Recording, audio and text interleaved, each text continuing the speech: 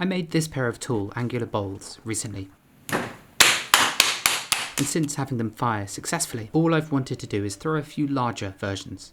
And I thought, together with showing you how I go about making this initial shape, I'd also show you a way of centering larger lumps of clay in a way that's perhaps a touch easier.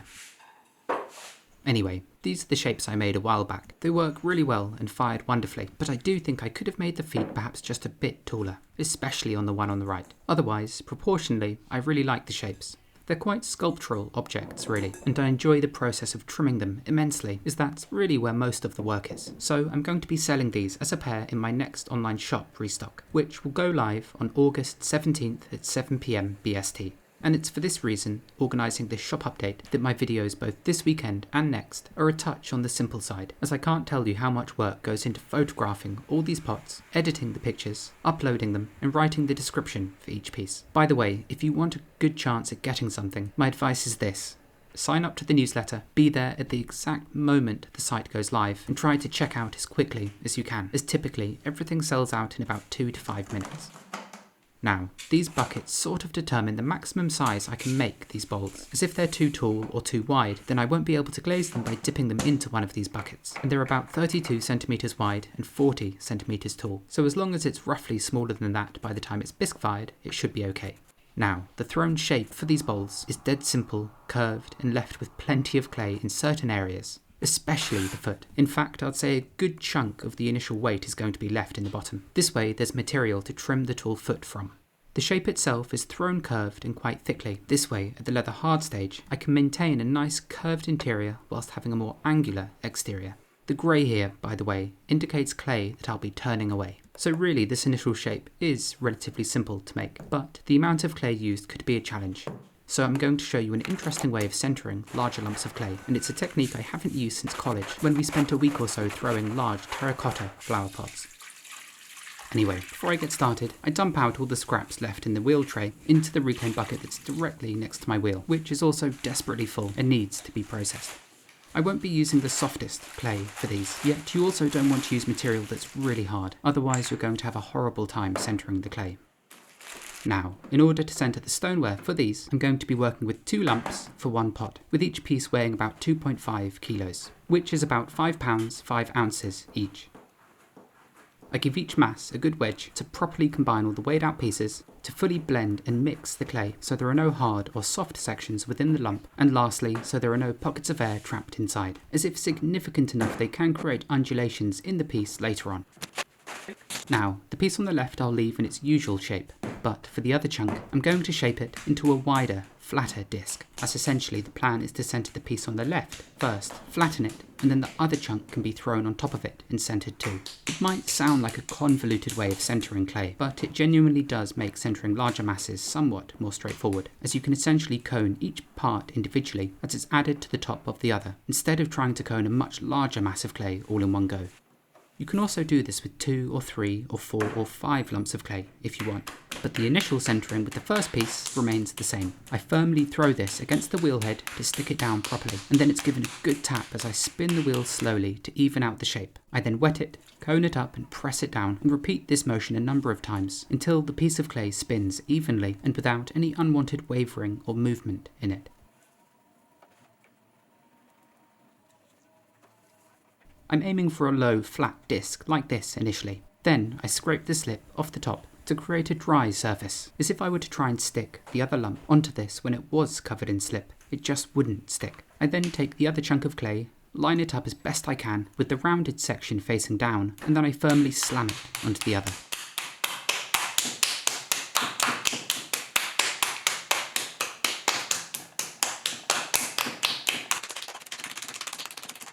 After spending some time slapping it into a more appropriate shape, I can begin the second round of centering. I always start by coning this lump up. This pushes the irregularities to the tip, which I can then compress and flatten to get rid of them. Often when centering clay, it's not just the process of immediately getting it into that centered shape, as there could still be irregularities within the mass itself. And thus, if you have a significant amount of clay on the wheel, maneuvering and coning it up and down a couple of times can be rather challenging. But by separating it into lumps and working on each individually, it does to some degree make the process easier. The next step is to shape this larger mass into a taller block of clay, something that's more appropriate for the actual shape of pot I want. For instance, if I was making a plate, I would begin with a much lower, flatter shape. Whereas with this pot I sort of have to allocate the clay strangely, as I have to leave enough in the base to form the pedestal-like foot, which will account for a significant amount of this piece of clay, and I also need to position the rest of it further up so that I can pull it into the walls of the bowl. In a way, making this shape is sort of like throwing off the hump, and so far, whenever I've scaled up this angular shape, I've always been disappointed by how short the feet are, despite leaving what I thought was plenty of clay. Next, I find centre, and this is where I'm going to open it up, which I do by pressing down my index finger and following it with my thumb. You'll notice when doing this that because of all the friction, any water or slip you had initially when doing this quickly dries up, which can make opening it up without any undulations forming difficult. So if you feel like it's too dry, just fetch some more water, even if that means pausing the process. As the scale of what I'm doing now increases, I begin to use more fingers, and if I feel like a wobble does develop in the ring around the outside, I can centre this part even at this stage. Now, I've probably only opened up this mass of clay about halfway, but the lowest part is actually still way too wide. So I need to narrow this section before I can begin pulling up the walls properly. To do this, I'm going to spin the wheel and use my palm, but not on this side. Rather, I'll work on the other, pressing my hand in where the clay flows into it. Initially, I'll just wet the surface, and then I'm going to press my palm into the wall, gradually making it narrower and moving the clay upward slightly.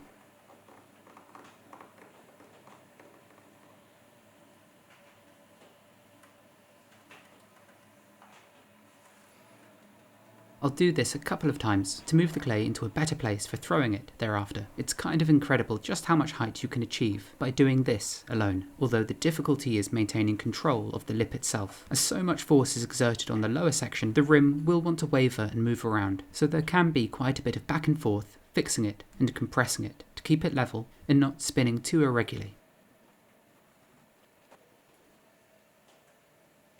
If there is a bit too much movement in the lip, I'll pull the walls up underneath it whilst compressing down at the same time, and this generally gets rid of the worst of any movement.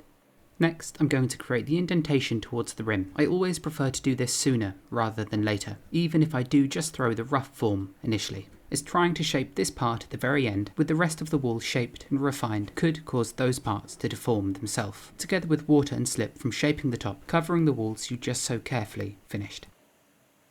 Remember, I'm not throwing this pot as thin as I possibly can, as a vast majority of the shaping will be done at the leather hard stage, as it simply isn't possible, unless it's done in a really convoluted way, to throw a shape that has curved interior walls and an angular exterior.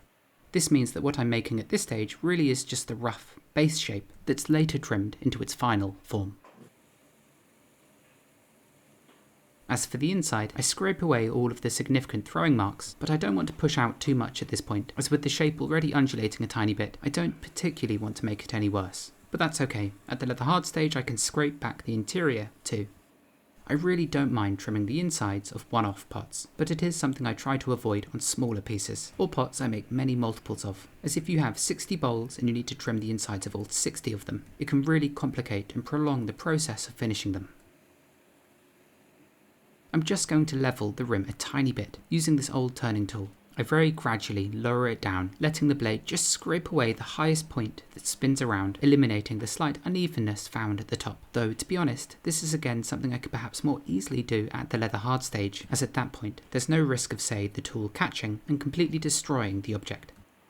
The last thing I do is chamois leather the rim smooth. This compresses it, and if I also hold my hands really steady, it forces the still soft and malleable clay to conform to whatever shape I force onto it.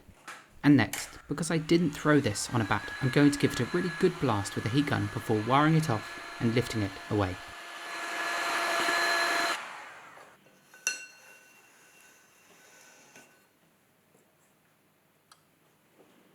That's one thrown, and I think I'm going to make another, as I feel like I didn't quite stretch the clay far enough with this first piece.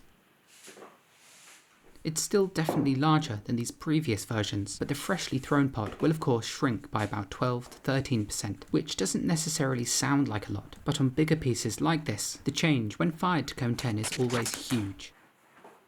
And before I head to the wheel, I just make sure that the bottom portion of the second lump of clay has been rounded enough, otherwise when it's slammed against the other piece of clay, it could trap some air beneath it, which isn't ideal, as it'll make centering it and throwing it absolute hell.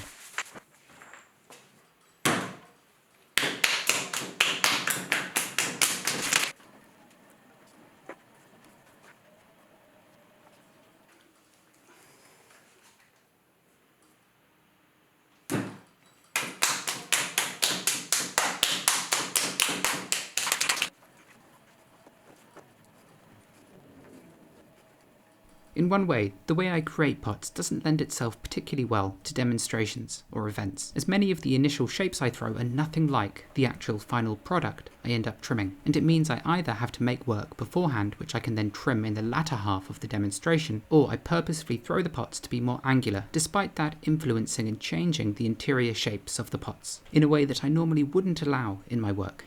Equally, trimming itself isn't as interesting a process to watch, as it's slower and less happens, and I tend to be hunched over my wheel, sort of obscuring what's actually happening. Anyway, this is a bit of a sidebar perhaps, but it's another thing I think about in my practice, as teaching day-long workshops or masterclasses can be a rather significant part of a potter's practice.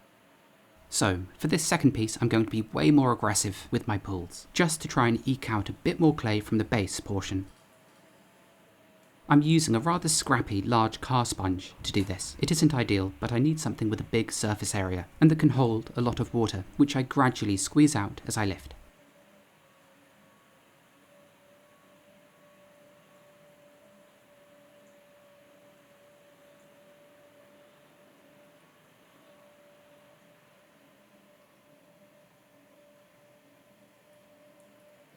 The key when pulling is to always keep moving consistently upward. You want to try and keep the throwing rings spaced the same as you lift, as if you hang around in one spot for too long you can thin that portion of the wall out, and if you suddenly begin to move too quickly you'll create throwing rings that are too pronounced, which can cause weak spots to appear, and you also have a much greater chance of imparting an undulation into the vessel. Throughout the throwing of this pot, I'm aware that I need to leave some heft in the rim, as eventually I'll be throwing it to have that more distinct angular shape. And the trouble is that if I thin it out too much at this stage, there simply won't be enough material to comfortably throw that indented section. At the same time, having a relatively thick rim adds stability to the entire vessel and helps the pot keep its shape. As if it were, say, paper thin at this point, the chances of it buckling or just flopping around are far greater. So, by having a thick rim and a thick base, the bowl itself will hold its shape very securely, and generally when making bigger pots, I think this technique is a good practice to follow, as either way the thick spots will be thinned out at the leather hard stage. I find it's easier to create the indentation by throwing a groove in the rim like so, by just pressing my finger in from the outside. I'm not worried about the angular shape yet, I just want to create this initial indentation. As after this is formed, I'll go over the entire shape, scraping off the slip that covers the outside, and then refining the lip itself.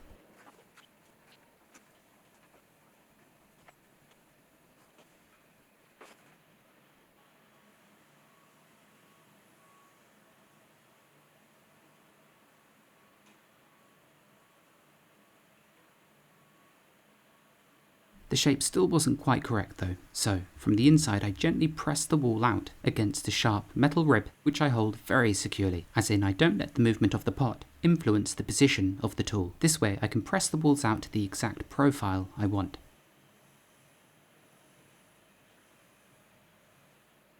The inside walls are then roughly scraped over and cleaned. But again, I won't smooth them excessively so at this stage, as pressing out too firmly could alter the exterior shape and cause more unwanted undulations to appear.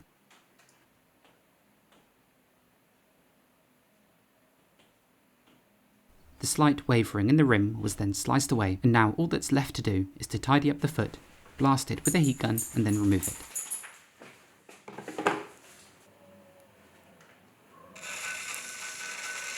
In theory I could remove a lot more clay from the bottom at this stage, but in a way having some excess material here means that when I lift the pot off, if my fingers do make some indentations, they still won't mark the internal area that will end up being the foot, so it sort of creates a buffer zone of sorts. There's also the possibility that if you remove lots of clay at this stage from the bottom, if you let too much clay clump up on the tool and then hit into the pot as it's rotating, you can again impart some subtle undulations into the pot. But I want to keep it as evenly thrown as possible without introducing any other potential irregularities, so I'm just keeping it simple.